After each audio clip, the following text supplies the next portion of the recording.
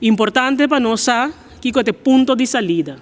Continuação de reunião de 4 de setembro último, em mesma sala aqui, caminho do sindicato aqui arranha, como mandato, eliminação de 2,5%. O exercício que nós fazemos de 4 de setembro, até que 3 de dezembro, é o que nós apresentamos na nossa reunião general, com uma proposição que a queda aceitar para aclamação.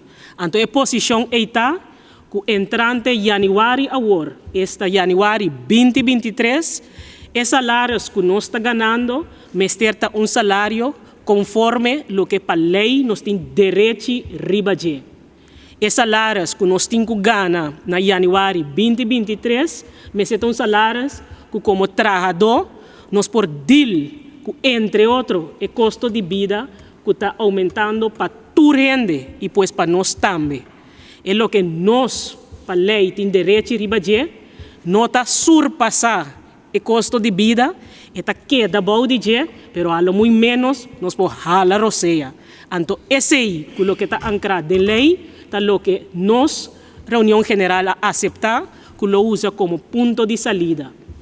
Hecho está, que o que nós estamos papiando de dia, mas está presupuestar. E outro, hecho, está que a começar tratamento de presupuesto do Estado.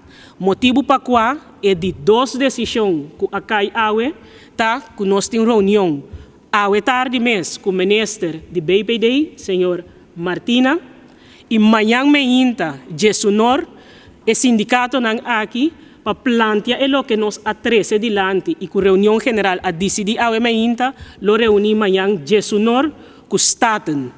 Depois de 2 gestiones aqui, nós lo chama tour que estava e tour que não abini na uma reunião general conjunto para dar resultado de tanto o que nós chega a ver com o ministro como o que nós chega a ver com o parlamento de Corsou. Considerando o ponto importante aqui, é chamada na cada companheiro que mira nós, escuta nós.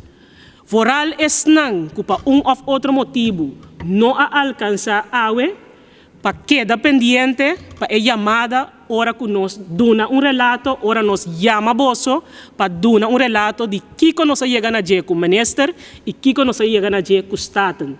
Para sobra, hecho está que dor que nós está sentado de uma situação na mesa com o governo, nós não acaba